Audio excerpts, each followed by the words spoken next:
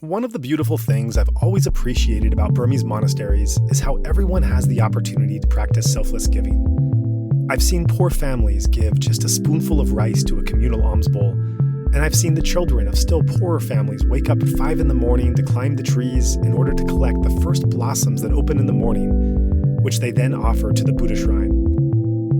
As our Insight Myanmar podcast runs on the power of donation, we also greatly appreciate any amount of support to keep our engine running. If even a small fraction of our listeners donated the equivalent of a cup of coffee as a monthly pledge, we would be well funded into the future and even be able to expand our mission. Of course, we also greatly appreciate one-time donations as well. To learn more about how you can contribute, please go to insightmyanmar.org/donation. That's Insight Myanmar, one word, INSIGHTMYANMAR.org/donation. With that, enjoy the show that follows.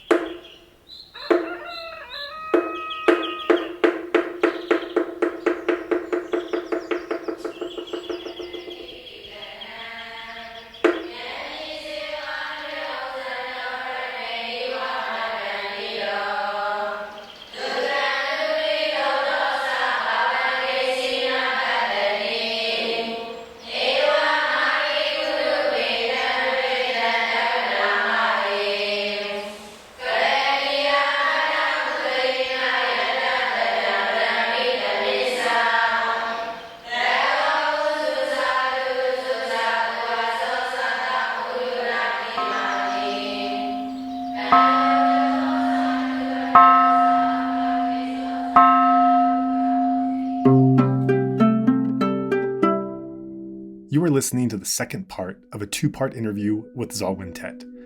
If you have not already done so, we encourage you to listen to the first part. However, you're also welcome to start in right here as we move on to new topics in this section of the interview. In any case, enjoy what follows. All right, so talking a little bit about some of these great monks that were in your region and their life stories, their background, their teaching, and your relationship to them. One more to add to the list is the most important monastic disciple of Lady Sayadaw, who was Mohnyin Sayadaw. Mohnyin Sayadaw also set up his monastery just south of Mohnyin, I believe. Yes. Yeah, what do you know about him? Mohnyin Sayadaw, and also people know Thanboddhay. Right, his monastery, yeah. His monastery, Yeah. because of the amazing pagoda, Thanboddhay pagoda. Right. So, all right, Mohnyin Sayadaw was from the lower part of Myanmar, and he studied the Buddhist literatures in Mandalay, and then he went into the forest to take meditation after he made some studies, and then in the south of Mandalay, Ebya Makhiyato, and then finally he met Lady Sayadaw Ji, who was the very famous meditation teacher at that time. So he came and met Lady Sayadaw Ji, and then he asked for the meditation to teach him. So, and then Lady Sayadaw Ji asked him not to stay in the town and not to stay in the village like that. They are 10 principles. He asked, and then he promised, and then he went into the forest, Mohnyin forest. At the time, Mohnyin forest was very famous for ghosts and also for other evils, and also for the danger of snakes, and also for the danger of oxen. Like that, everybody is scared to go in that forest, but he chose the area for his forestry monastic life. And then it is also not very far, only about a mile from Yine village. And then he went in the forest, and so he can collect his food every morning, not very far, neither very far nor very close to the village. So people do not dare to the forest area, so his meditation was not disturbed by the people, by the visitors like that. Right. And then after he took a very hard work or meditation for 10 years, as he promised to his teacher, Mahaledi Sayadaw. And he started to teach Dhamma speeches all around the country like that. And then he built the pagoda, and he was famous. He was well known as Mohnyin Sayadaw because he was named after the forest where he lived, Mohnyin Forest. Mohnyin Forest also has a history. The ancient temples, ancient pagodas built by Mohnyin king of Inwa era. And also they are also like emirates, and also the Duke of Mohnyin in the upper region of Myanmar. So King Mohnyin built the temple pagodas, stupas in this area, but later and gradually it became a forest, and no one dares to go there. But Mohnyin Sayadaw, you went in the forest, and then he became famous. And also since he practiced mettā bhavana, means loving kindness, sending the wishes to all beings, and also, and when it is, for example, if it is an urgent emergency matter, and then he puts all the his loving kindness on someone or on something. For example, one very famous ox ran to him, and then when the ox was very close to him on the trip to collect his food on to Mina village, the ox came and rushed to him, but very close to him. When it was very close to him, and then he was the ox was stopped, like someone pulled back like that, and then the ox ran away from him. That is also very famous story. And also another story of his meditation is he was meditating, and also he got at that also time he went to the village to collect his food. On the way he found very big snake and very angry snake, and that angry snake is very famous in the villages. But the famous snake, when it is in front of him, and then he goes away from here peacefully like that. So the power of his the mettā. power of his mentality. Yes. Right. So he went into this scary forest by himself after being recommended by Lady Sayadaw to undergo this practice, and for 10 years he's living and practicing alone in this inhospitable forest that he later finds out actually houses the ruins that King Mohnyin had built a pagoda many hundreds of years earlier. That just happened to be where he went to establish his practice. And then that after his 10 years of solitary practice, he then becomes a famous meditation teacher, one of the first meditation teachers in modern era to begin to reach a large audience. He uses new technology that's coming out at the time of like the loudspeaker, which is able to transmit your voice to larger groups of people, recordings. Yes. So using this new technology, it would be like if a monk today was really understanding deeply what was going on with like Facebook or Instagram or Twitter and was using this technology that had never been used before for that purpose to get out these Dhamma sermons. This is what Mohnyin Sayadaw starts to do with the new technology of the day, and to start to reach many more people around, and to spread his teachings just as his own teacher, Lady Sayadaw, had spread his teachings. And then this monastery starts to be built up into something quite special. And actually today there are two very distinct parts of the monastery. There's what you referenced, Thanboddhay. This is one of the main tourist attractions of the region, and many people come to see. And very beautiful and special architecture. In Buddhism, people believed that many Buddhas attained the enlightenment before this Gautama Buddha. Before this Gautama Buddha, over 500,000 Buddhas attained the enlightenment. And also, it is also to remind us we missed 500,000 over 500,000 chances of Buddha, to see Buddha and to listen to Dhamma and also to practice Dhamma and then to liberate from the sufferings. So this is also he might also intend to remind all the people we also missed this chance. Like that, he built this pagoda with a combination of Western culture and Myanmar culture and also Cambodian and also Thailand.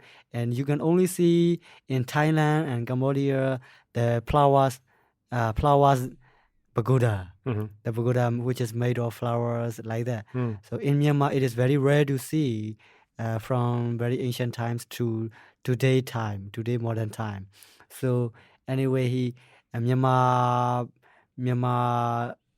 handicraft only based on wood, but he also combined the use of cement and cement concrete building like in the West, and he built the pagoda with a combination of architectures, and there are many small Buddha statues inside and also How many? outside.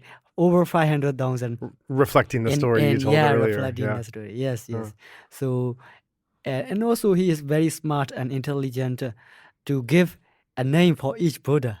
Each of the 500,000. Yeah, not for all, but for human-sized and big statues. For the bigger ones. Yeah, right. The names he gave were very special, and also even Pali scholars have to be surprised in his naming and Bali. Yes. This is kind of an overwhelming experience for the visitor to have. It's been described as kind of like a Buddhist Disneyland. Because it's so colorful. It's even cartoony in some ways. It's so bright and vibrant and alive. Yeah. It's unlike any other pagoda you would see elsewhere.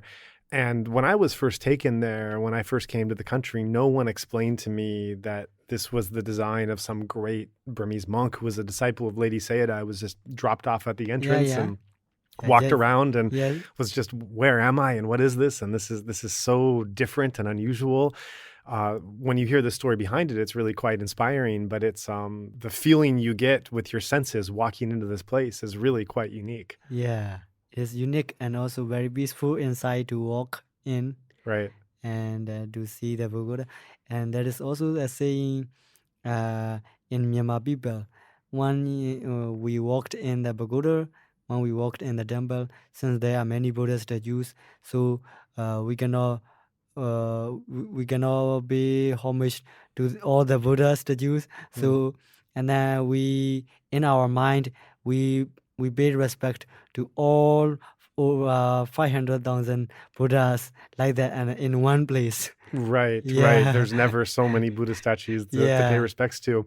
But most of the tourists that come will go to this kind of colorful display of the Buddha statues, and what they miss is the old meditation center behind the Thanboddhay pagoda, which I actually find more interesting. Behind the construction of this pagoda, and also there are also stories. Maybe many tourists missed it. For example, the stories of some two oxen came, and at the time 2 wild oxen came to the monastery, and then they were served to build the pagoda. For example, in the mixing of cement concrete, they use like a big wheel like stone to mix the concrete and something like that. So and then the 2 wild oxen served themselves for the construction of the Buddha. And then you will also see the oxen statues in the northeast of the temple. Oh, that's interesting. Yes. Right. Yes. Yeah. And this old part of the monastery, which isn't as colorful, what's so fascinating to me is it's one of the very early prototypes of a meditation center. Yeah. Because the concept of a meditation center is fairly new. It's fairly recent. It's a mostly a post-World War II development, and yet this was built much before that. So it's not really in use today, but you can see some of the old meditation cells. You can see some of the kutis, where the single dwelling places where the meditators would live for courses. Yeah, in another part of the compound. Right. Yeah. And so it's kind of like and there's a museum documenting Mohnyin Sayadaw's life. Yeah. And also urban halls for the public, for the visitors. Right. And it's not really in use today, but this was a place. Actually, if you read Journey into Burmese Silence by Mary Biles, she's an Australian meditator who visited Myanmar in 1950s and 1960s. Yeah. And one of the chapters in that book is about her visit to Mohnyin Monastery when it was a functioning meditation center. And so if you're interested in kind of the development of how this practice moved from Burmese monks living in forests and caves that were just teaching each other and practicing in solitary to a practice that was in a large meditation center and had a structure and a format and administration. This monastery is very interesting because it shows that transition taking place. It shows one of the great forest monks in the tradition of Lady Sayadaw starting to expand these teachings to many lay people coming to him. And it was told that this meditation part of the monastery developed during World War II when many refugees were streaming in. And Mohnyin Sayadaw said, well, to these families, you can come and stay with me, but you have to follow this schedule of following precepts and listening to Dhamma discourses and meditating yourself. And so this was where some of his instructions started to take off when they came there. I'm almost to talk about it. Yeah, it is a very, very early meditation center. So the refugees also lived in the monastery in the World War II time. And also I remember one story of the Sayadaw, the great monk who founded this monastery. Mohnyin Sayadaw. Yeah, Mohnyin Sayadaw. Mohnyin Sayadaw was walking in a walkway, in a passageway, and then the refugees were also staying in this monastery and following his teachings and taking meditation. And many people came to the monastery. So at the time, the Japanese are also withdrawing from Myanmar. And withdrawing at the time, the Japanese withdrew from Mohnyin. And then the British followed Japanese. And then the British army shoot and fired like a launcher and to the monastery location. At that time, one bomb was dropped on the roof of the passageway where Sayadawji was walking. And then at the time, and then all the explosion was happened, and then all the meditators and the monks and the people came and running and shouting, "Oh, our Sayadaw die, our Sayadaw passed away, oh my God." And then when they reach nearby him, and then he stood up and making the dust, cleaning the dust on his robe, and no injury was caused. And it is also an amazing story of his mettā bhavana meditation. That's right. And it reminds me, when I visited that monastery at one point, there was a older man who had been living there for a while. And as I was walking around, he pointed out some of the stone wall or something, and pointed out where gunshots from World War II had damaged. So you saw that stones? I saw stones that, according to this old man, had been bullets fired World War II, showing that what the monastery had endured during those difficult times. But what's so interesting as well about the monastery is that, today we have people meditate in Dhamma halls. They meditate in cells and a pagoda, like just a very nice, basically large closet where it just fits one person sitting. It's interesting to see his vision of how he wanted meditators to practice, because the walls of inside Mohnyin Monastery, walls inside Mohnyin Monastery have little inserts where it can fit one person either lying down or sitting in meditative posture. It's hard to describe this without seeing a picture, but it's basically the walls have a carving cut out inside them where and a little cubicle where one person can fit inside there. Yeah. And you could either sit in meditation or you could lay down, and there's kind of like a stone pillow at one end of that inset where you can rest, you can sleep, you could rest your head on this kind of stone pillow, or you could sit in meditation. And it's kind of like a cell, an open cell built inside within a wall that can accommodate many meditators. And you still see this today. And then around the inset, there's quotations from Mohnyin Sayadaw or from the Buddha, and there's pictures that are also engraved, so you can have this kind of Dhamma inspiration and wisdom above your head as you meditate inside the walls. Have you seen those? Yeah. So very interesting. So last place we have to talk about that is also in your region, also connected to some great Dhamma teachers, are these caves. This is Shui Ba Thang and Po Wen Down. Po Wen Down, right? Yes. Po Wen Down Cave. So what do you know about that? Po Wen Down, as we looked at the paintings, mural paintings on the walls or the caves, natural caves, we scholars guessed it was 500 to 600 years ago. At the time, people, you can see that area is very hot and very, very dry area.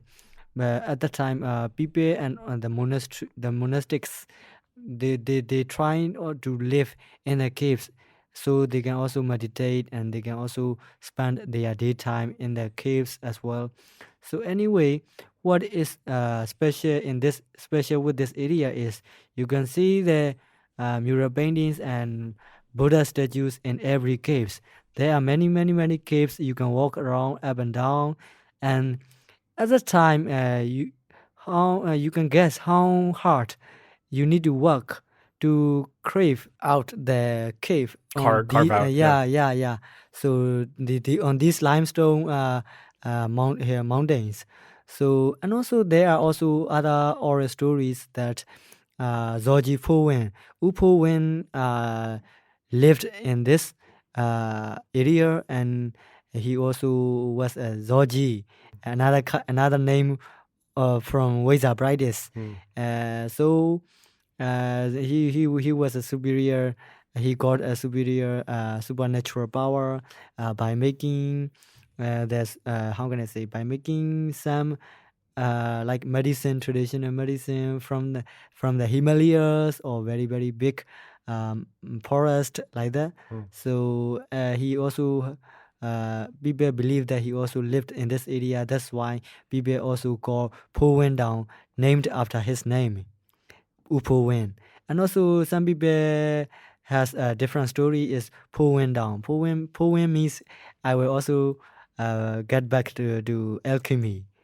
So in alchemy, when we do the alchemy in our culture, and then we make fire, and then putting a container on the fire, and then and also a very small container which is called loam made of a kind of mud, and also inside the metal which is going to be a ball, which is going to be believed powerful, and the alchemists put the metal inside the container, and also they covered with the mud again, with the mud cover, and then they put it inside the fire container, and they give the heat a lot or temperature to the ball, to the metal, and then it is called we say Po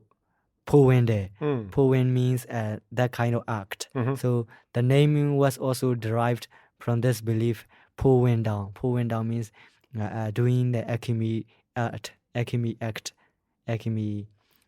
practicing alchemy. Like right. That. And this is another amazing place. These are, as you said, they're limestone caves that you can only imagine the difficulty in carving these caves out, carving Buddha images out of the actual cave. drawing murals on beautiful murals on these caves that are incredibly detailed and meaningful, and go back hundreds and hundreds of years. Every successive king sent some kind of artist to add onto it. And so you're not just seeing one cave or one period of temple artwork, but you're actually seeing successive kings and artists over many centuries and many different styles going and giving their piece. But then added onto this is a layer that this is, as you talk about the etymology of the name and where it comes from, this is one of the most famous places in Myanmar for the practice of Waeksa. Waeksa have been coming here for centuries to engage in their practice. And so this is yet another layer of it. And to add a third layer onto it, so we have the story of Sayadaw. Sayadaw was the teacher of Sayaji Ubaken, who taught Esenguenka. And we don't know much about Sayadaw's life. We know that he learned from Lady Sayadaw, and Lady Sayadaw guided his practice. And we don't know much about those years, but one thing we do know is that Sayadaw practiced in Po Wen Down. We don't know where he practiced, but we know that, and that's not surprising because this is a secluded place with Buddhist caves and very peaceful, very natural. Peaceful, it's near Mohnyin, where Lady would have lived. And so we also know that another stage of this history is that Sayadaw worked on his own Vipassana practice in the Po Wen Down structure and area. And so there's all these different layers of the story and the history. And when you go today, you can also say the victory land you can also say the victory land of the meditators as well. Why is that? Not only the Waeksa practice practitioners, but also for the meditators, yogis, it is also a victory land. Yes. We can say a victory land. So maybe say that you also want to that place for taking this good sign. What do you mean by victory land? Victory land means the ancient people succeeded in their efforts, maybe Waeksa or maybe in other practices, they succeeded by living here in this in this area. So and the later people, if we go there, and also we can also succeed in our actions, in our efforts, in our beliefs that. This is Ongmye. Ongmye. Ongmye. We can say like that. It's known as Ongmye. And are you suggesting that before Sayadaw went, it would have been known as Ongmye, and that might have been one of the reasons he went there? Yes. Right. Okay. So you're saying that it had something of a reputation for being a place. Yes. There's these places, Ongmye, they're called around Myanmar. In Chausey, there's the most famous piece of Ongmye where they're known as like a land of success, where if there's some kind of success that you want, whether it's big or small in life, that some geographical places are better suited for it, and they become known by this name. And so you're saying that because of the prior Waeksa practice and the caves and the murals and the Buddhas, it might have had a reputation as being this place of success, and that might have been what drew Sayadaw to want to be a layperson undertaking this Vipassana practice, which was extremely rare at the time, and to want to do it in a place where he'd give himself the best chance of success. Exactly, I mean. That's interesting. I didn't hear of that theory. Yeah. Right. And if you go today, you'll be greeted by hundreds, thousands of monkeys, right? Yes. Yeah. It's a monkey place. Yeah. In our region, Po Wen monkeys and Boba monkeys famous. Sometimes when we make a joke to our children, are you Po Wen monkey or Boba monkey? Like that. And what's the difference between a Popa monkey and a Popa? We should say Mount Popa is another famous region around Bagan that also has monkeys. So what's the difference between a Popa monkey and and also there is also relationship between Po Wen Down and Mount Popa. And what's that? Mount Popa, we should say, is the famous mountain in Bagan. The supernatural power man. Po Wen also went to Mount Boba by flying to and fro like that in his life like that. Interesting. And so when someone says, are you a Powan monkey or a Popa monkey, do they have different characteristics? Now, actually, which is worse, which is more playful, like that. I think Boba monkeys are clever, but Powan monkeys are sometimes aggressive, like that. So something like that. I see. So, When we visited, we went with our friend Uaga, the monk from Netherlands, and he was he very much wanted the monkeys to have a chance to improve their paramis by being in contact with a monk. And so, and you know, these monkeys have terrible Shila. They're always stealing. They're always trying to take things. And several times Uaga would approach the monkey respectfully who had something in his hand and just wait there and let the monk have the opportunity to give whatever his object was to Uaga, thereby making tremendous merit by being a monkey offering to a monk. But it never quite happened when we were there. Yes. We should also say that if anyone is going there, I cannot recommend enough this guide that local girl who lives there called Kangmar. And she's a guide. She just lives there. So anyone that happens to go there and to ask for her, you cannot get a better guide to anywhere in the whole country. She's one of the most amazing people that I've met. She knows many of the monkeys by name and by reputation. So she knows their behavior. She knows their different characteristics. She's read all of the books about the region. So she's better than many official tour guides that have studied their craft for years because she's so knowledgeable about her region. She's read so much about it. She's talked about it. So she really is well informed about each and every site and what she's able to give. And funny enough, she speaks fluent English and she is self-taught from reading Bodhidharma Taung's discourses. So she read Bodhidharma Taung's only in Myanmar. Would someone read Dhamma discourses to learn a language? She read Bodhidharma Taung's discourses in English and in Myanmar. And she has a very well-weathered book that she showed us. One page English, one page Myanmar. And she studied the English language by reading both sides of this book. And so she's able to give, to greet tourists with in full English by describing the scene. So she's a wonderful person. Kaima. Yes. So great. So this is a really rich area of great Dhamma teachers and historic sites. And I'd like to close by learning a little bit about you and your family and what you do with the monastic school. First, just about your parents. I believe your parents are trustees at the Lady Monastery in Mohnyin today. Is that correct? The Standing Buddha Monastery.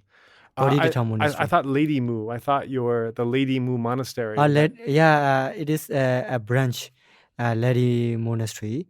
Not in Mohnyin. In our township. Right. Yeah, and Lady Vipassana Propagation League. Right. Can you describe what the Lady Mu organization is? Yes. It is an organization which consists of by the trustee members and also the monks who are the disciples of Mahalady Sayadaw and who followed the tradition and who maintained the Mahalady Sayadaw teachings and books, and also Mahalady's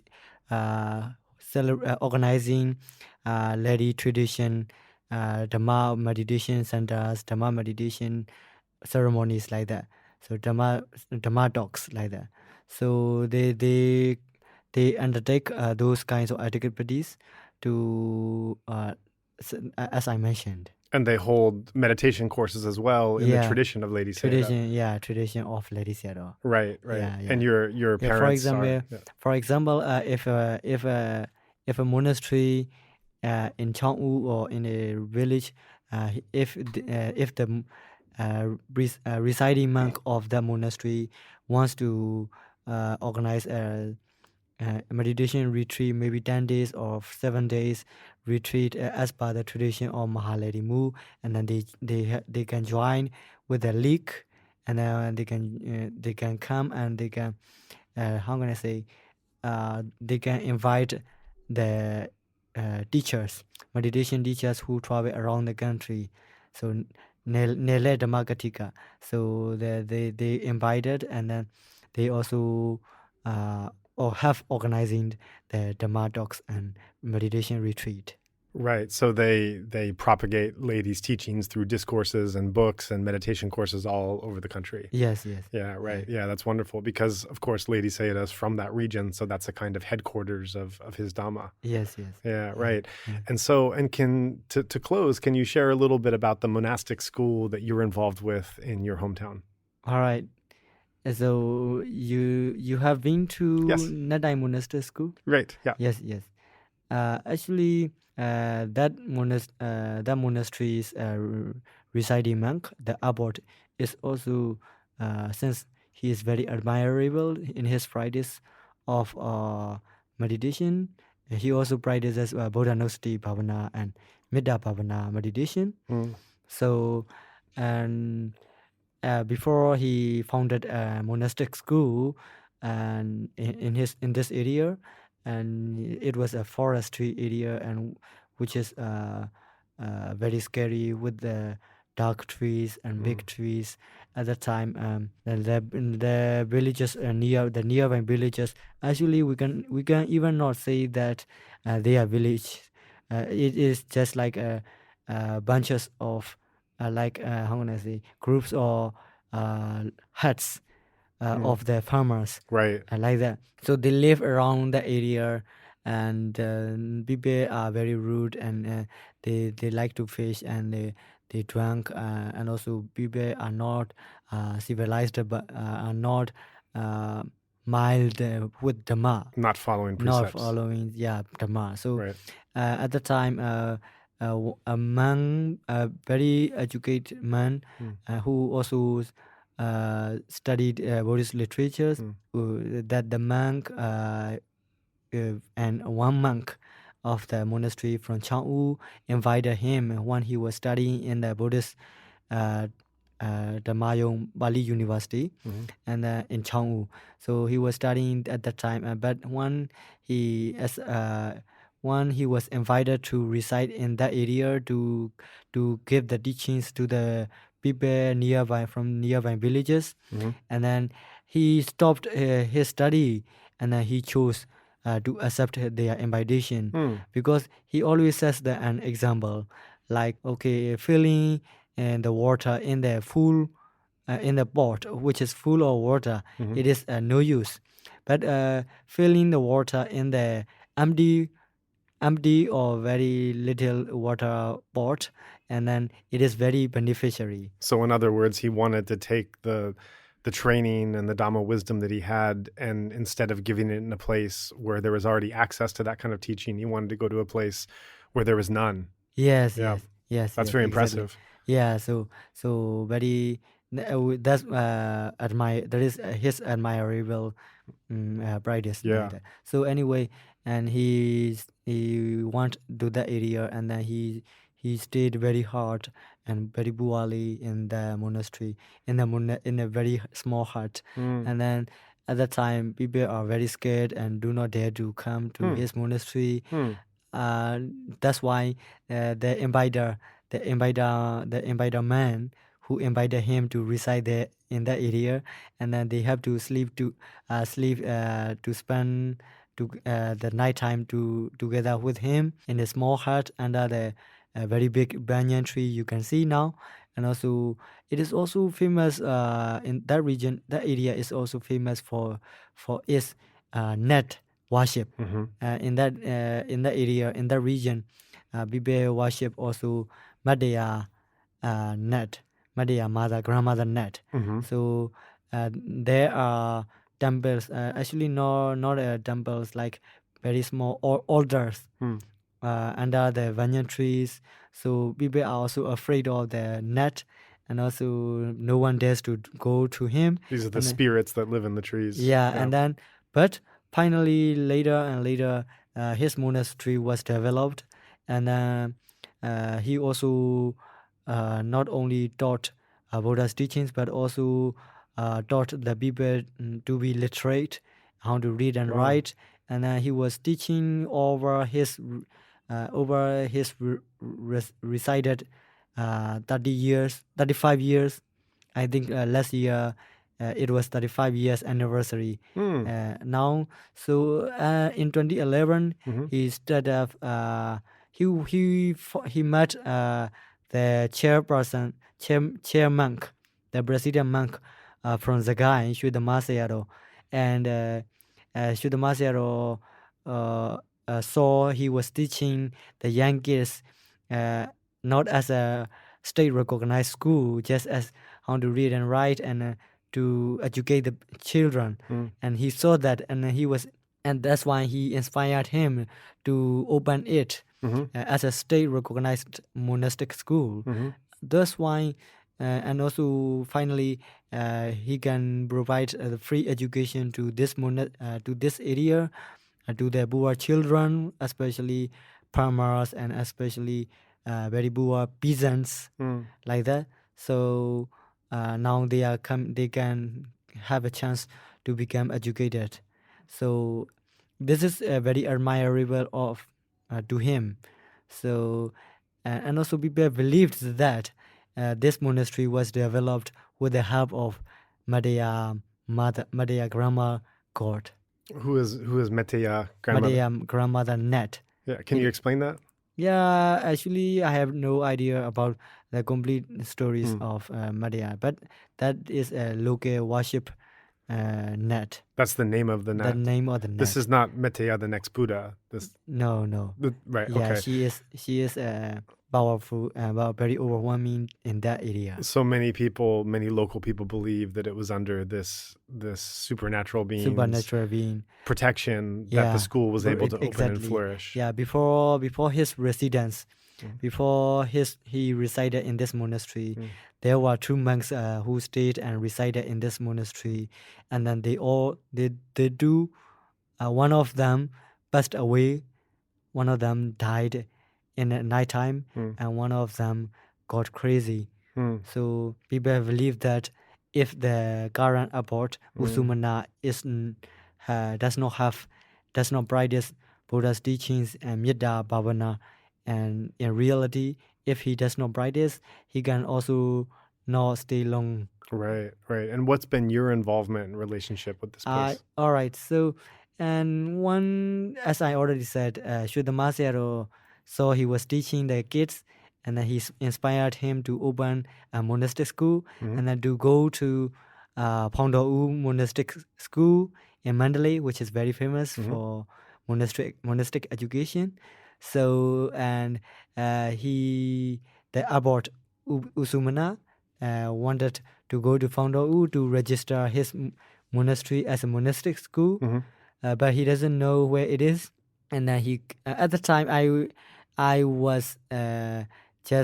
just passed matriculation examination from Chaung Oo, and then I was also home, and he came to our house and asked to take him and his team to Chaung Oo to register like that.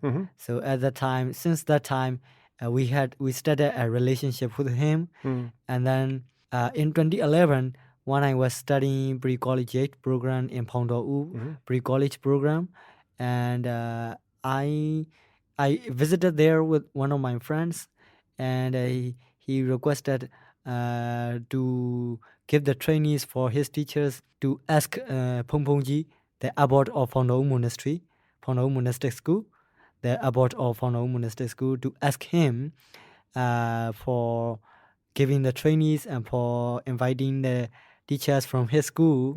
So, and then I also asked Chaung Oo abbot, and then his school teachers got the trainees. And later then I volunteered in his monastery from 2017 to 2018. Yes. And one of the things you've been very active at doing is finding foreigners, volunteers, teachers, backpackers, meditators that can come and stay at that school and help out by teaching the kids and being involved as well. Yeah. Yes. Actually, for the foreigners, they cannot stay at a monastery by law. So I also helped with the foreigners who want to volunteer and who want to learn Buddhism, and staying in this monastery. I also helped with them to get a religious visa, so they can stay for a month or for 2 weeks or like that. So it is also in my belief that it is also a good merit, a good deed, to give an accommodation for them, so they can also learn about Buddhism as well. Right. So this is a really unusual and kind of interesting thing that you've been able to do, is to be this bridge between this very traditional, very local and rural monastery that is trying to do this outreach of meditation and literacy and sanitation and health and other good services to the local community. But you're from this region, so you know what they're doing. You're obviously native Burmese, so culturally, linguistically, you understand. But through your education, you've attended programs at some of the embassies and schools in Yangon, and you're fluent in English, and you know about Facebook and internet, and you've traveled and everything else. You're able to be this bridge where you can bring these good-hearted foreigners that want to have this experience and want to help out into this place and kind of connect these two worlds. That's what I've seen, and that's been really cool. It's been really interesting. Yes, thank you. Yeah. So when I was young, my family ran a bus from Mohnyin to Mandalay and back and forth. So at that time, as I already said, it is the dark times. So foreigners are very restricted to come to our region, and then even to pick up a foreigner, a tourist, in the bus, and the bus driver are not brave to pick up. Yeah. So at that time, my father and my brother, and they are also very passionate about helping the foreigners and tourists in the dark times. So in the bus station, they are missing. They are stopping the bus, and no bus stopped for them. But for my parents and for my dad and brother, and they stopped, and then they pick up and they take to their destination. So in every security toll plazas or in every security gates, they check, and then they ask my father and brother, how much you got, the same price you can ask. But they are also human beings. We have to help. They came and visit our country, so we should help them. So this my passion to help the tourist also comes from my father and brother. Right. And what's been the experience you've seen of bringing these foreigners into this monastery? Please don't think this is rude. Even for the tourists at the time, no one understands English, and also they don't. They want to use the toilet, and no one does not understand. So very, very hard for the tourists in my region at the time. So my brothers brought them to our house and let them use the toilet like that. So it is very delightful to help the tourist. Right. And what's been the experience you've seen of bringing some of these foreigners into the monastery and involving them with supporting the monastic education system there? The inspiration to me to involve in monastic education for the development of monastic education is I should start from when I was studying in pre-college program. Actually, I went to Chaung Oo monastic school since I was grade 9 and 10. So I passed matriculation from that monastic school. So and also I also got a chance to study in pre-college program, like as a scholarship.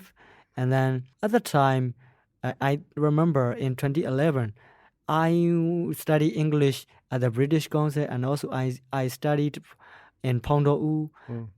Mandalay is a big city for me because I come from a very rural, small town. Yeah. So when I can see many young people are studying and reading the books and also listening English audios like that.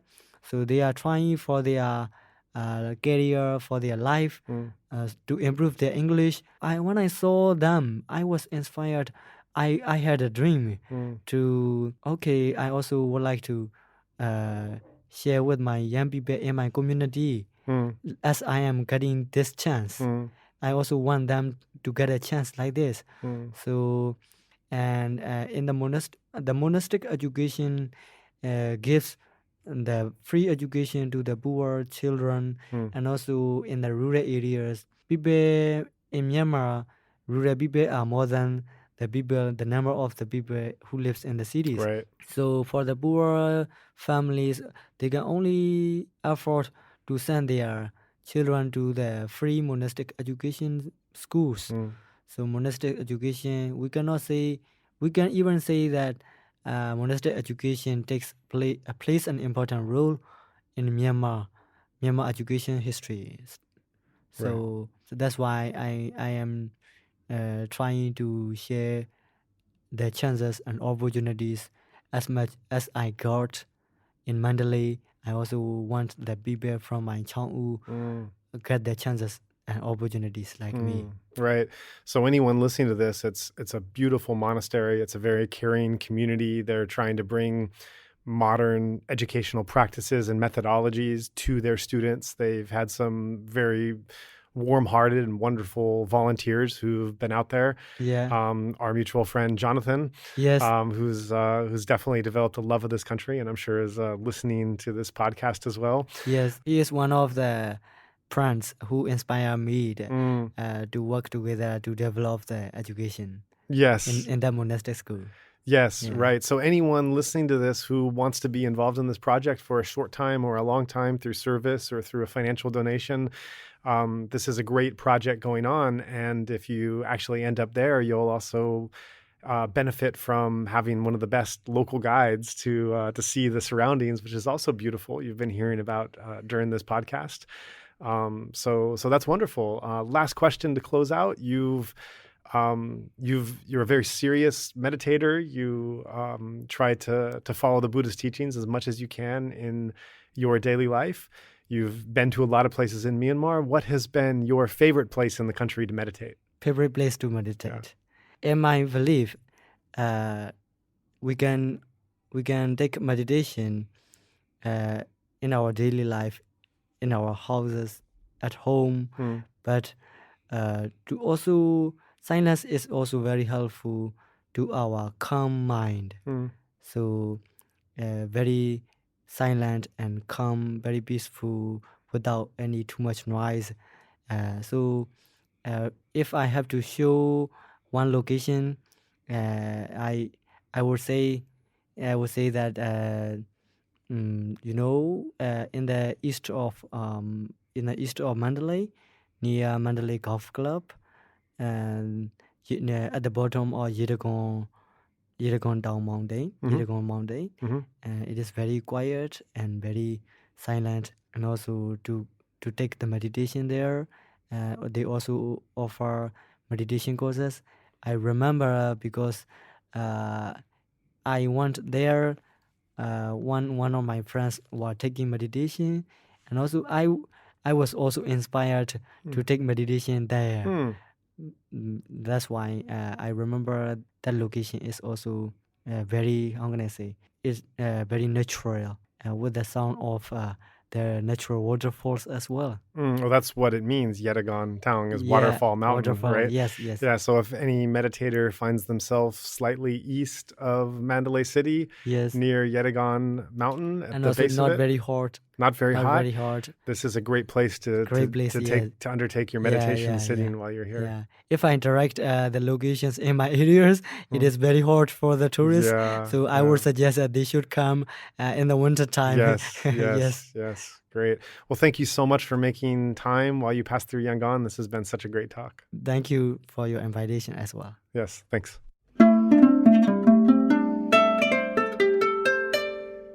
Okay, so Zaw Part 2, more interesting content from our guest. What do you think?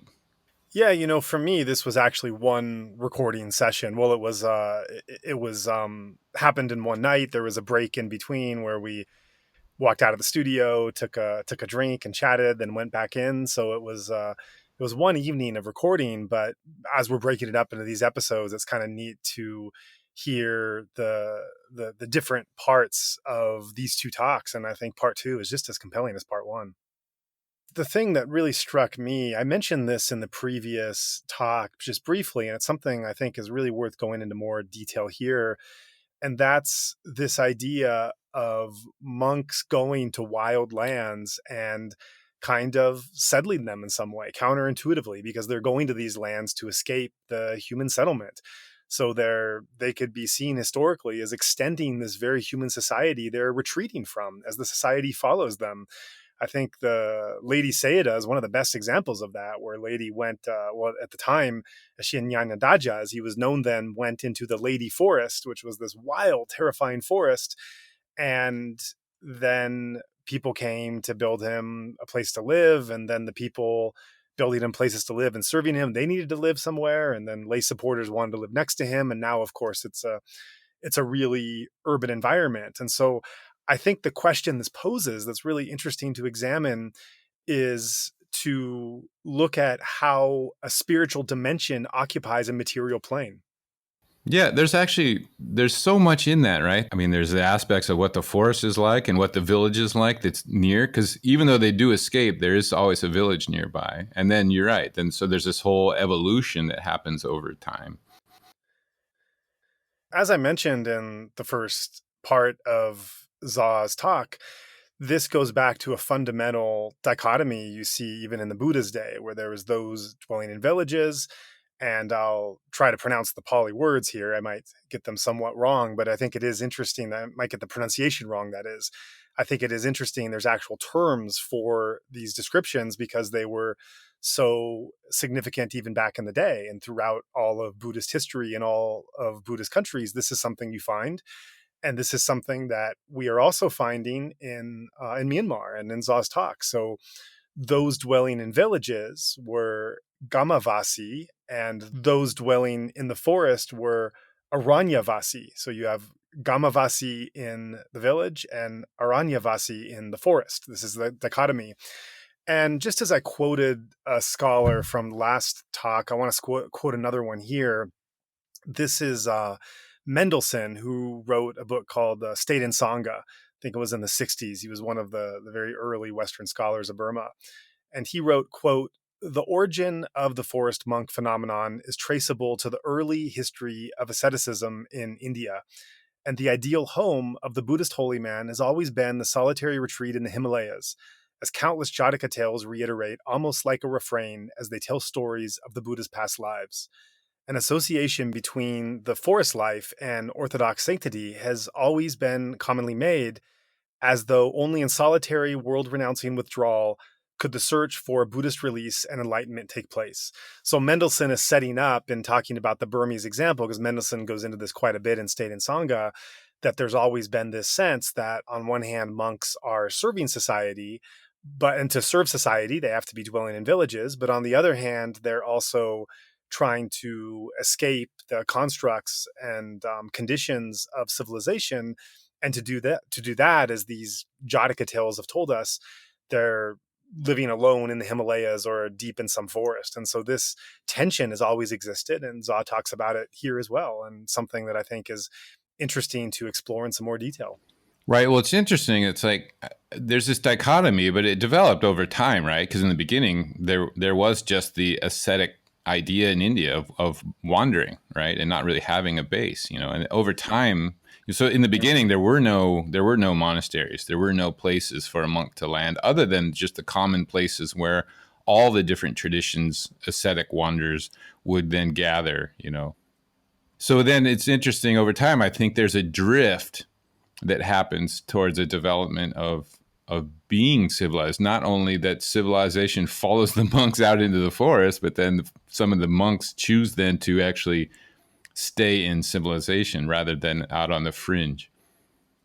Yeah, right. And the tension is also in kind of what is your role as a monastic in wearing the robes? What duties are you fulfilling? If you're dwelling in the village, then you're seeing to the orthodoxy and the civil duties, and you're adhering over different things that are happening in people's lives in the towns. if you're living in the forest, then you're dedicating yourself probably to some kind of intensive practice or vinaya or dhutanga, following a very strict set of rules for living in nature. But of course, the interesting thing is that even if you're living deep in the forest, so if you're not a Buddhist monk and you're living deep in the forest, you can kind of live however you want. You can store food, you can hunt animals, you can live as you like if you're just some hermit that's living there. But because of the Vinaya, this monastic code that monks have to follow, even a monk living in the depth of a forest, in a dense forest, can't be so isolated that he can't have some kind of daily contact with villagers who just assure that he has a daily sustenance. And so whether or not a monk is living in deep forest or dwelling in a village or city and civilization, he can never be so far removed that he doesn't have some kind of contact with some aspect, even a very loose or rural or rustic aspect of civilization. That's right. There was never, I mean, it seems intrinsic in the scriptures, in the Dhamma and the Vinaya, that there's never a separation. There's a seclusion, but the seclusion is on the fringe of and with an availability to people. So that interaction between the community and the monk, even if you are seeking seclusion, is still there. You're never cut off. A lot of those rules are in the Vinaya are to prevent isolation. So you can't grow your own food or hunt. You can't do those other things. You can't even grow food. You can't cook for yourself. All these kinds of things. They're all set up like actual food you cannot store even overnight unless there's a few exceptions, but otherwise these rules are set up for that exact purpose. Right. And as you talk about there not being this clear demarcation, it's also like this is not a sect. It's not like you go into a certain order and you're either going to live a life in a village or live a life in a forest. And there's some examples of very famous Burmese monks in the 19th and 20th century who were one kind of monk and then developed into another. So if you want to take the example of a city dwelling monk or a town dwelling monk who spends much of his time first in civilization and then goes to live deep by himself, you can look at Chaung Oo Sayadaw. He was a 18th century monk who was one of the most respected royal monastics in the age, and he lived in royal sanctioned monasteries wherever the capital was. And after he got somewhat admonished by a monastic friend for spending too much time teaching and being with people of civilization, he retreated into a very remote place in the Sagaing Hills and deep into the forest, just living by himself, and so shifted from one kind of more civilized locale into something much more rural and rustic. You also have the opposite example. You could have a hermit who's living deep in the forest and not contacting anyone, and then comes out to teach the people. And if you want to look at an example of that, look no further than Mohnyin Sayadaw or Webu Sayadaw, two monks that were deep in the forest and on their own and doing their secluded practice, and then took on the call to come and to be public and to teach others and to adjust to a more civilized and structured format. So it's not like someone is, certainly there can be monks that are more one than the other for their whole life, but there could also be monks that develop in one way and then go on to another kind of practice, another stage in their life. So yeah, that's interesting. In both those anecdotes, it doesn't seem like the monks in this sense are choosing one over the other as superior in an overall way, but more like, out of balance, then there can be a benefit to doing the other. Someone who spent too much time alone maybe needs some of that interaction to, there could be all kinds of reasons a monk might leave the forest, but one, he may have gained something and then have an inspiration to share and to help people. And the other one, may need to develop more. And because it does seem to me like you could spend time anywhere if you're around other learned people learning, and that could happen in a village or a city. And then at some time, there needs to be self-practice and development of practice. So there's development of other things as well, like learning chanting and all these and all the things that are expected of a monk. Learning the Vinaya, for example. So that could be in the forest with a group of people that wouldn't be so secluded, or it could be in a village or in a city. But then, there is seclusion recommended at certain times. So yeah, this more strong dichotomy between the two is interesting. I'm not sure how that developed. That sounds like some kind of defilement creeping into the whole situation, rather than just seeing the benefit of both sides and discerning when it's time, which it sounds like in the cases you brought up was more the case. But having that discernment to choose between the two, it seems like that to have it become more contentious, it seems like some kind of defilement, some kind of pride has developed into some kind of some kind of tension between some kind of identification with a certain group, and then a contention between and tension between this group and that group. And to go even further into the nuance of real examples in Burmese monastic history of how a monk might do different things at different times according to his needs and his development. In the case of Mohnyin Sayadaw, this was the most famous monastic disciple of Lady Sayadaw. Quoting from Oxford Sayadaw, who was describing advice that Lady had given to Mohnyin Sayadaw, he said that, quote, he should study for 10 years, then teach for another 10 years, after which he should become a forest dweller for 10 years. However, after 10 years of teaching, if he did not choose to become a forest dweller, he usually took a twin role by continuing as a teacher and at the same time becoming an administrator or abbot.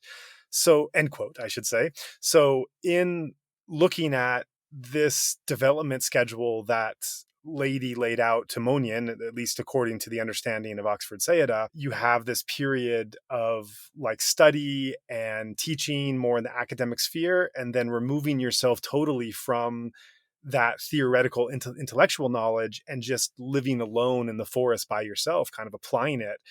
And then after applying it and living alone like that, maybe rising to be a master of both worlds of Pariyatti and Patipatti together. However, he does note, if he does not want to become a forest dweller, if he doesn't want to leave dwelling in the villages to dwell in the forest, then he just stays and becomes an administrator or a great Sayadaw. But that's indeed what Mohnyin Sayadaw did. He studied and taught for many, many years in an academic and intellectual world. And then following his master, Lady Sayadaw's advice, he went deep into the forest and lived alone for 10 years. It was really a recluse, a hermit in a monastic sense. And then after that decade passed, he then became this great teacher and master and one of the great 20th century monks that was a master of both these worlds. And so that's another case study of looking at how different stages of development you're taking on these different modes of whether you're dwelling in villages or in forests. Yeah, that's a little surprising, actually. I mean, it does seem to reflect an attitude that exists more in the modern era, and I don't mean just like these decades. I mean maybe the last 2 centuries or so.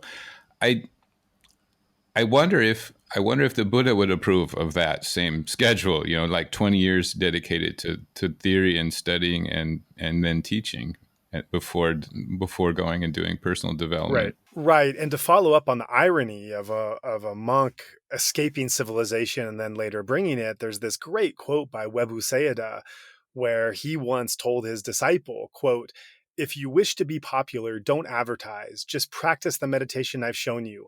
Then you'll have to go into hiding," end quote. So in other words, like if you're a monk who goes and retreats in the forest and is working really hard and developing and really on the path and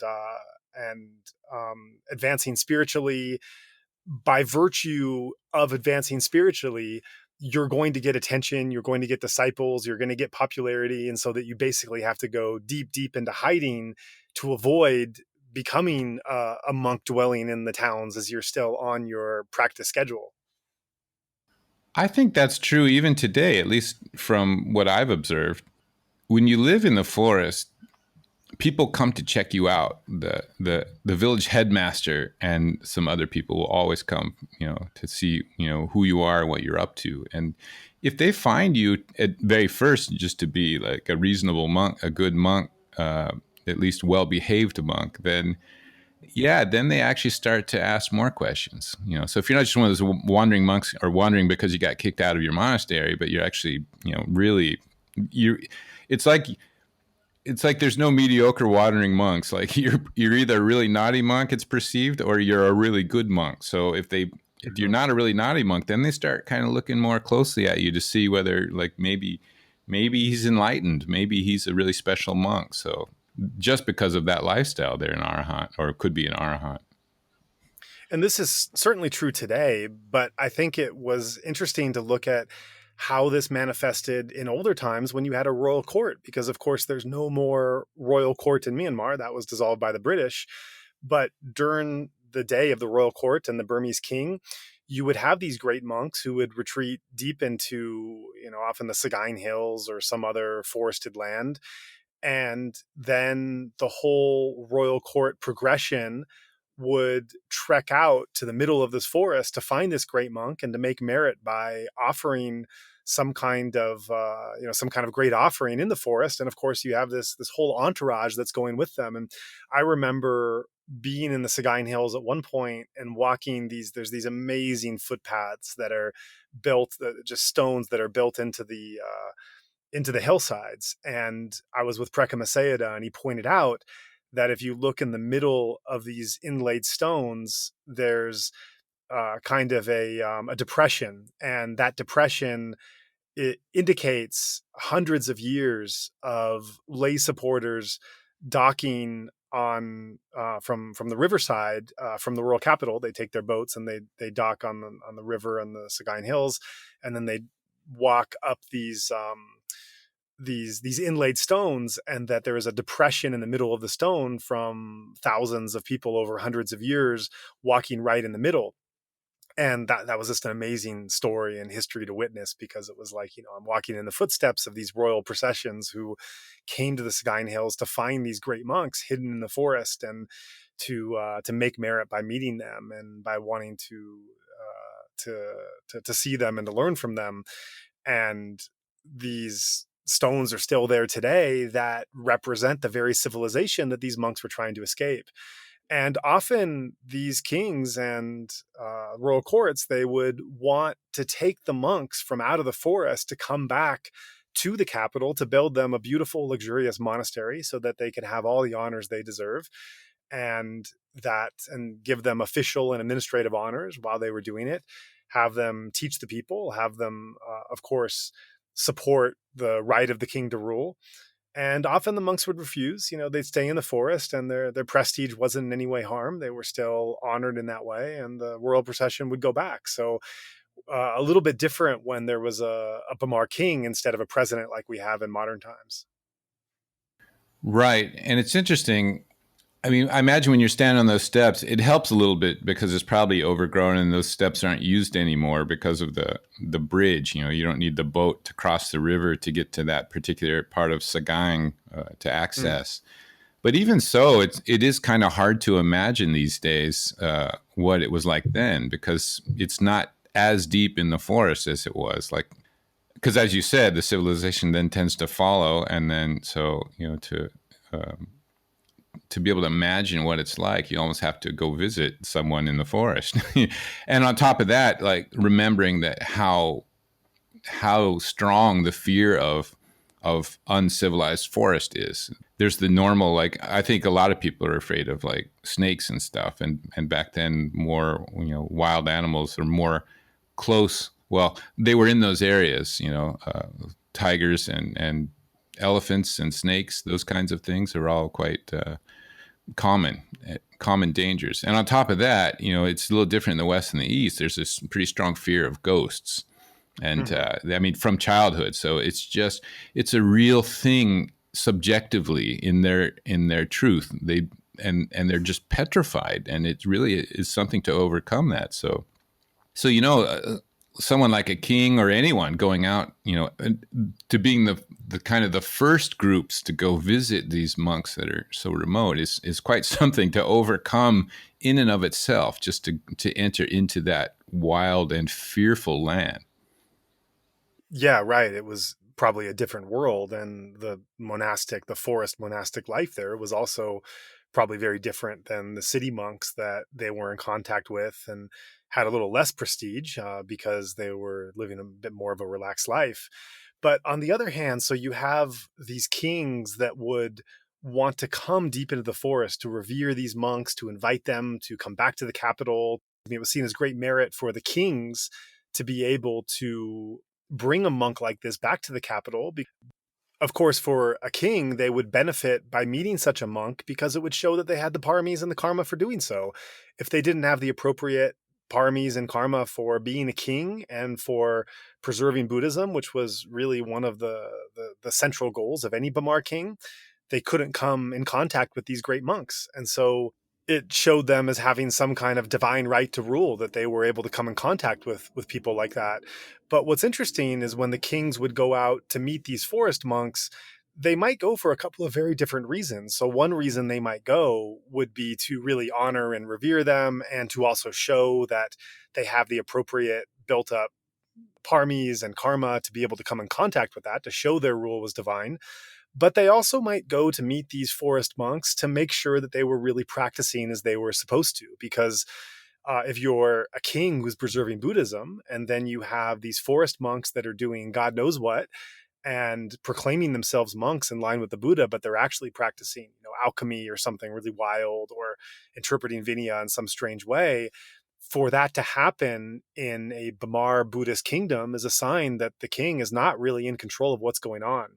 And so in many cases, either the king or the advisor or some royally appointed monks would go and find these forest monks that were practicing very, very severely and rustically, and they would just give them a series of tests to make sure that they were really in line with what the Buddha taught. Because if they weren't, then they would have to be defrocked. They would have to be forcibly disrobed, because just as meeting a forest monk who's practicing very seriously and is having very high spiritual attainment, just as that is good for a king who wants to show that he's preserving Buddhism, it would be equally bad on the flip side to find a bunch of forest monks that were practicing against the Vinaya and were proclaiming that they were. So there's this kind of these kind of two sides of the coin that would lead a Bamar king to want to be interested in what the forest monks were doing and kind of track them down and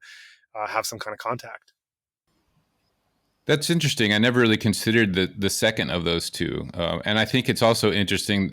I mean, this isn't really part of the thread of what we're talking about, but how that ever came to be, that a king anyway would be so tied into the monastic order that they actually had sort of a responsibility and then powers. The whole idea of defrocking a monk is not anywhere that I've found in the original Buddhist teaching. As far as I know, a monk can only be disrobed by himself. And there's only 5 ways that I know of. I mean, excluding death, the 4 defeats, and then the monk or nun themselves choosing to step down. So that's just a side note that just came up while I was listening to what you were saying.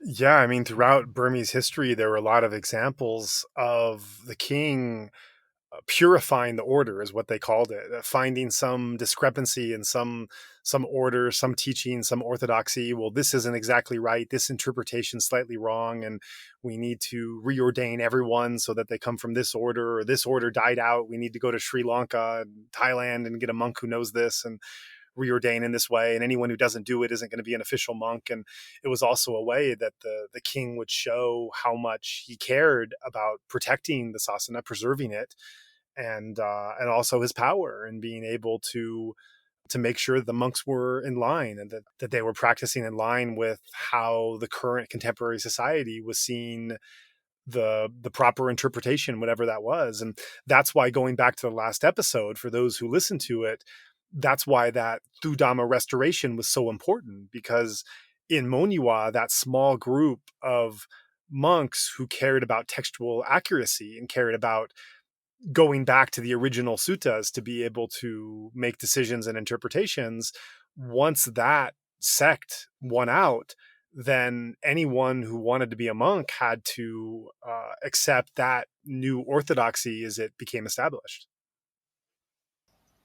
Yeah, I wonder what the actual intentions are. I could see it going either way. I could see a king who really is interested genuinely in preserving the Dhamma, and yet, and then by nature they're powerful, so they can basically get done whatever they want to get done. And the other hand, I can also see that it's, the Buddha didn't set it up that the king of a land would have any power or control over any part of the Sangha. So it's interesting how that got woven in. And that could be a power grab as well. So, I feel two different ways. Sometimes I hear parts of it and I feel quite inspired that a king or a line of kings think it's important.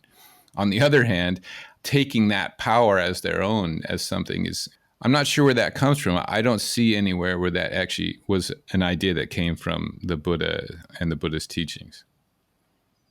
Yeah, and I think that when you look at this, there's a way to either be kind of naively faithful on one hand, and there's also a way to be cynically negative. And I don't think it's one or the other. You can be.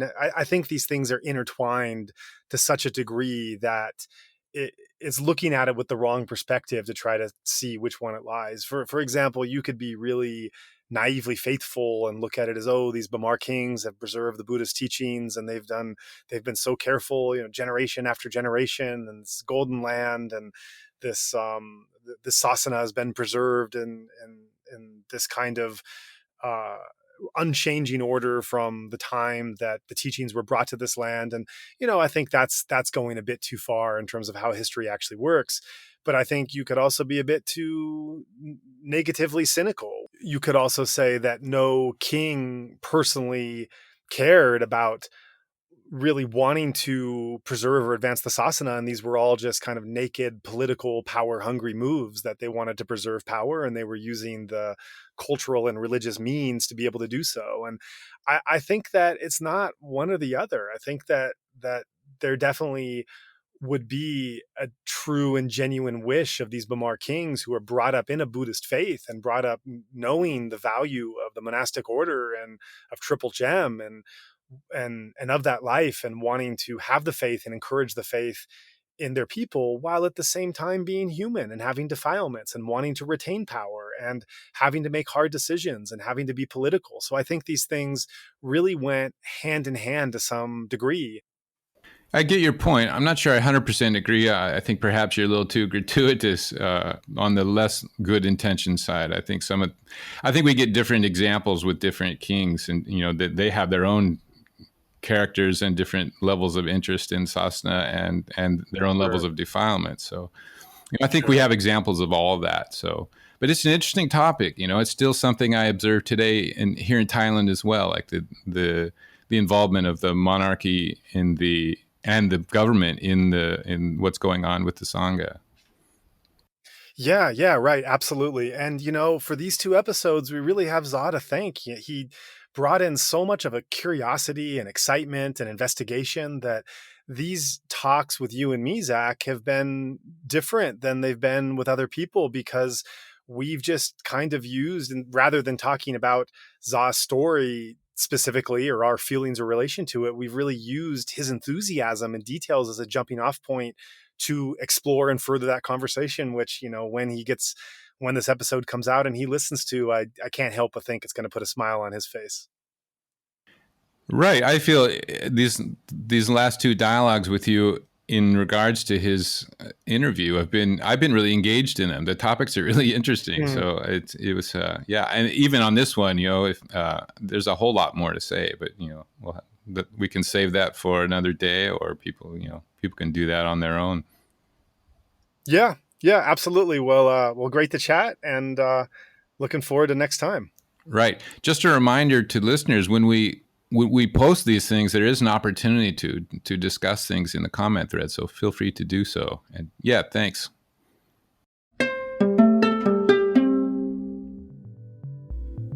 I'll be honest, not only is asking for donations my least favorite thing in the world, I find it pretty uncomfortable as well. Let's face it, after prioritizing my own meditation practice, my main passion is learning about these inspiring Burma Dhamma tales and finding a way to share them with a wider audience so that many more can appreciate them. My passion is not at all the unavoidable administrative stuff, and certainly not the fundraising part of it. But unfortunately, we do have a minimum basic cost to keep our engine humming. So it's necessary for me to take a moment for that least favorite and uncomfortable thing and ask sincerely for your generosity in supporting our mission. If you found value in today's show and think that other meditators might as well, we ask that you take a moment to consider supporting our work. Thank you for taking the time to hear our spiel. And with that, it's off to work on the next episode. If you would like to join in our mission to share the Dhamma from the Golden Land more widely, we welcome your contribution in any form, currency, or transfer method. Every cent goes immediately and directly to sustaining the programming. You can give right on our website via credit card by going to insightmyanmar.org/donation or through PayPal by going to paypal.me/insightmyanmar. We also take donation through Patreon, Venmo, GoFundMe, and Cash App. In all cases, simply search Insight Myanmar on each platform and you'll find our account. Alternatively, you can also visit our website for specific links to any of these respective accounts, or feel free to email us at info@insightmyanmar.org. In all cases, that's Insight Myanmar, one word, spelled INSIGHTMYANMAR. If you would like to give in another way, please contact us. Thank you for your kind consideration.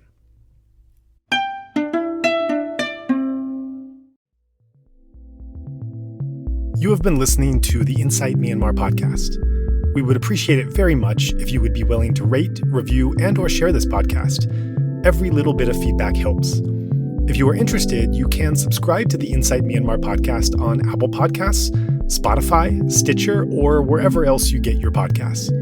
Also, please check out our website for a list of our complete episodes, including additional text, videos, and other information at www.insightmyanmar.org. That's Insight Myanmar, one word, INSIGHTMYANMAR. If you cannot find our feed on your podcast player, please let us know and we will ensure that it can be offered there. There was certainly a lot to talk about in this episode, and we'd like to encourage listeners to keep the discussion going. Make a post, request specific questions, and join in our discussions on the Insight Myanmar podcast Facebook group. You are also most welcome to follow our Facebook and Instagram accounts by the same name of Insight Myanmar. And if you're not on Facebook, you can also message us directly at burmadhamma@gmail.com. That's BURMADHAMMA@gmail.com, and we're also active on Dhamma Wheel. If you'd like to start up a discussion group on another platform, let us know and we can share that forum here. Finally, we're open to suggestions about guests or topics for future episodes, so if you have someone or something in mind, please do be in touch. We would also like to take this time to thank everyone who made this podcast possible, especially our two sound engineers, Martin Combs and Tharng A. There's of course Zach Hessler, content collaborator and part-time co-host. Ken Pransky helps with editing. Dragos Bandita and Andre Francois produce original artwork, and a special Mongolian volunteer who was asked to remain anonymous does our social media templates. We'd also like to thank everyone who assisted us in arranging for the guests we have interviewed so far. And of course, we send a big thank you to the guests themselves for agreeing to come and share such powerful personal stories.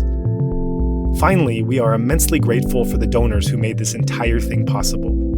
We also remind our listeners that the opinions expressed by our guests are their own and not necessarily reflective of the host or other podcast contributors.